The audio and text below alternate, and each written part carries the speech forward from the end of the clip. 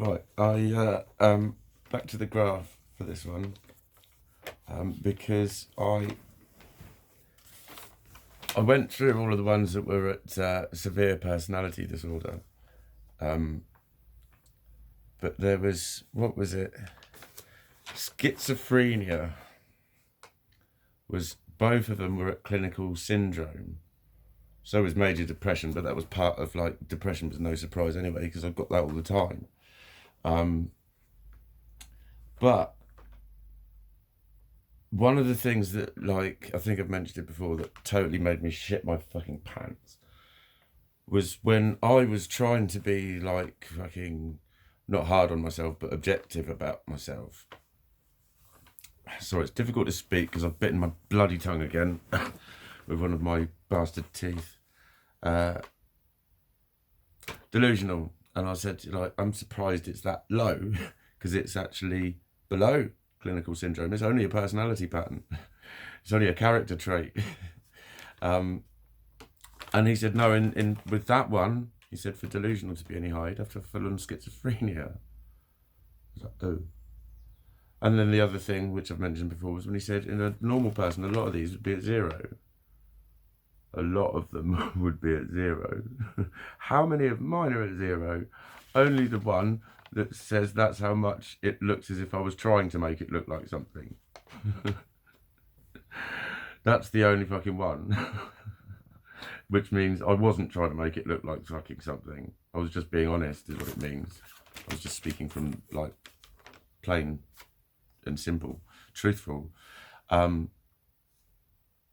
So I'm hoping that the schizophrenia as a sort of personality pattern is that high because of the schizotypal.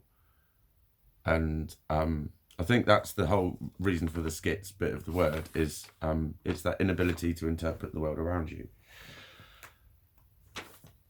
And it's really similar to paranoia, but I think paranoia is more of a single thing, like she is cheating, or she did cheat, or they are going to hit me, or I am going to get mugged, or whatever. Whereas schiz is more, what is it? What? You don't know if it's sinister or not. And you don't know if it even could be or not. And then you don't know why you're even wondering why. But it's really fucking affecting you while you're trying to say, hi, how you doing to someone. And that I'm hoping that it's that. Because I just started to look up. What I did was I tried to be sensible about my Googleation of it. And so I put schizophrenia as a clinical syndrome. But then they talk about, well, there's a lot of quite nasty stuff. And I thought, I don't want to delve into that because that is kind of going in there with a preconceived idea of things. And I only want to talk about what I know and what has happened. But what was fucking interesting and what I didn't know about schizophrenia is it comes in bouts. Because I was here, me being me, I saw something that said, what are the positive symptoms of schizophrenia? I thought, oh, yeah, let's read them out because I can focus on them for my positive outlook of wellness and wholeness. That's literally what I did. But it said, what are the positive symptoms? As in, what are the things that you can see? What are the symptoms of it is what it means. But baseline, it's the inability to interpret the world around you. And that's where I'm at. So it's not very nice to think that actually this is also the start of schizophrenia as a fucking serious mental illness, not a serious mental condition. No longer personality and someone who does need to be in hospital. That's why it's scary. That's why it's fucking scary. And when I spoke to a mate and said, I'm starting to just question, like, well, what the fuck is real? You know, like when you've been mugged off by someone, pretty face, that sort of shit. And you feel like a twat because you thought you knew what a reality was. And then you suddenly realised that everyone else knew that you didn't, you fucking twat. And you believed her. That sort of shit. And that feeling afterwards. And it's not just, I feel a twat. It's more like, the fuck, that was frightening. Well, imagine that just happening all the time. All the time. That feeling, that uneasy feeling happening all the fucking time. That's what it's like. That's what it's like when you feel like you've been mugged off and you've got totally the wrong end of the stick and you go, oh, for fuck's sake. There's quite an uneasiness to it, isn't there? Not just the social aspect of you've done it in front of everyone or whatever, but there's that internal, ooh, and it's not very pleasant. It's that all the fucking time. And I hope that's all it stays at. I really do. I hope that's all it stays at. But yeah, that's why I've not been given a diagnosis. But, you know, I know enough that one doctor told another doctor to say he's happy to tell me that he agrees that this is pathological. This is illness. But he won't diagnose you without some serious conversations with you, which is absolutely fair and fine. And I totally get that. And these are the sorts of things that we'll discuss, because he wasn't discussing this kind of shit with me. The last time I saw him, I was seeing him around issues regarding ADHD and living with ADHD and that sort of shit. And then all this crappity poo came along. Literally, you know, I'd been seeing him for 4 years or something before this ever got mentioned. I think 4 years. I think so.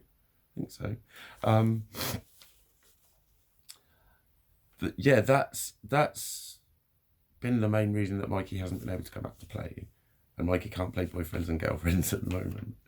And yeah, Mikey can play with dogs, and Mikey can DJ, and Mikey can dance, and Mikey can drive, and Mikey can ride his bike, and go to the gym. But there's a lot of places where Mikey can't be, and a lot of situations that Mikey can't deal with. I'm talking about Mikey in the third person, aren't I? Yeah, go on, psychoanalyze me if you like. Because the other part of this was PTSD is on here. Drug use and alcohol use, it's like, well, I've got that as a history anyway, so that's why they're flagging up. He just literally was over loads of these.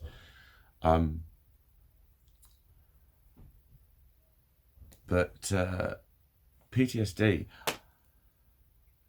that was always one of those that I looked back on it, because there was a period of my life when, looking back, I think I had it. I had like 4 or 5 fucking kickings in a year, and they were all from friends and stuff. I had some really fucking horrible personal attacks on me, and then I got kicked the fuck out of in Southampton, and like they peeled my head off the pavement, kind of kicked the fuck out of.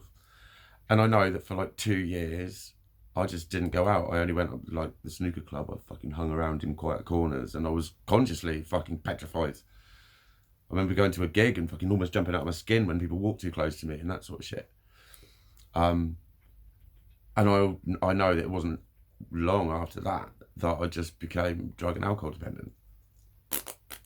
So that was the sort of shit I took to rehab, and that was fucking many moons ago.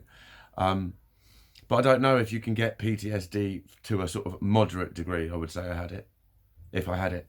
I know that I was just consciously fucking petrified of fucking everyone and everything. I was petrified of men and women, boys and girls. I was petrified. Knew that everyone could fucking hurt me. Believed everyone could rip me to pieces. That sort of shit. I felt weak. I felt scared a lot. So, you know, that was a time when I know I was pretending to be someone I wasn't. And my cockiness was masking a fucking fear. And I was fully conscious of that, and I fucking hated it. So it increased the fear. That was a cycle. That was when I was in my fucking teens.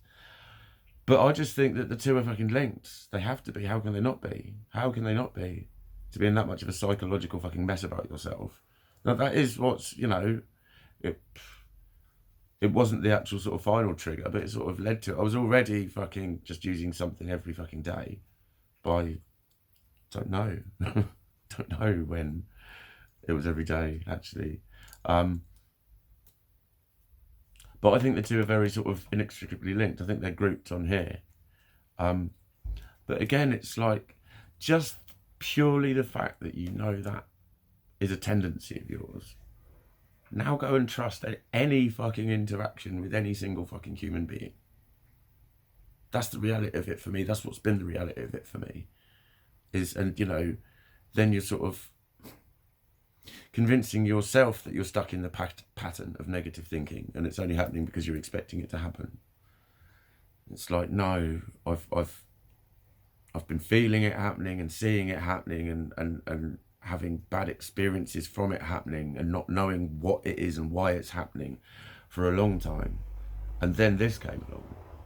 And that was what, in the last, I think it was the last 3 or 4 weeks of treatment, I got this. And I kept saying, I can't stop thinking about that graph.